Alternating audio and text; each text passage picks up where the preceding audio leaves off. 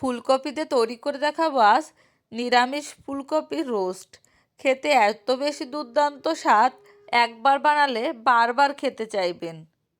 ভাত, রুটি, পোলাও যে কোনো কিছুর সাথে একদম জমে যাবে। নরম তুলতুলে মুখে দেওয়ার সাথেই মিলে যাবে। এই শীতে একবার হলেও বানিয়ে খেয়ে দেখবেন, খুবই ভালো লাগবে। ফুলকপিগুলো আমি ছোট ছোট করে কেটে নিয়েছি। এবার দিয়ে দিলাম বেশ খানিকটা গরম জল, আর দিয়ে দিলাম সামান্য একটু লবণ। এখানে আমি 10 মিনিট ভিজিয়ে রাখবো। এবার কড়াইতে তেল দিয়ে পেঁয়াজ কুচি দিয়ে দিলাম।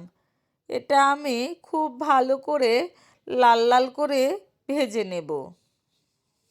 পেঁয়াজ ভাজার সময় যদি সামান্য একটু চিনি দেওয়া যায়, তাহলে পেঁয়াজের রঙটা তাড়াতাড়ি লাল হয়ে যায়। দেখুন কত সুন্দর তাড়াতাড়ি বেরেস্তা হয়ে গেছে। এবার কড়াইতে তেলে দিয়ে দিলাম তেজপাতা, এলাচ, দারুচিনি। এবার দিয়ে দেবো পেঁয়াজ, রসুন আর সামান্য জিরা বাটা দিয়ে একটু নাড়াচাড়া দিয়ে দিয়ে দেবো লবণ, হলুদ আর কাঁচামরিচ। এখানে শুকনো মরিচের ব্যবহার করা যাবে না। এবার খুব ভালোভাবে মশলাটা আমি কষিয়ে নেব। এবার দিয়ে দিলাম জিরা, গরম মশলার গুঁড়া, সামান্য চিনি দিয়ে আবার কিছুক্ষণ ভালো করে নাড়াচাড়া করে নিয়ে দিলাম 1 কাপ মতো দুধ। এখানে আপনারা চাইলে দইও দিতে পারেন।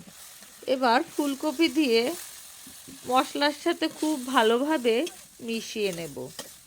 এবার ফুলকপি থেকেই জল ছেড়েছে।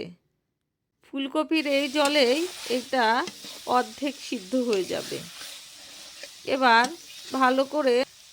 এবার পরিমাণ মতো জল দিয়ে ঢাকা দিয়ে রান্না করে নিলে তৈরি হয়ে যাবে ফুলকপির রোস্ট।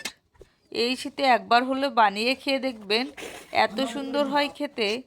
শেষে দিয়ে দিলাম সেই ব্রেস্তা আর পরিমাণ মতো একটু ঘি। এতে ফুলকপির টেস্টটা দ্বিগুণ হয়ে যায়। আমার এই ফুলকপির রোস্টের রেসিপিটা আপনার কাছে কেমন লাগলো কমেন্ট করে জানেন। লাইক, কমেন্ট, শেয়ার করে পাশে থাকবেন। আর সকলকে অনেক অনেক ধন্যবাদ।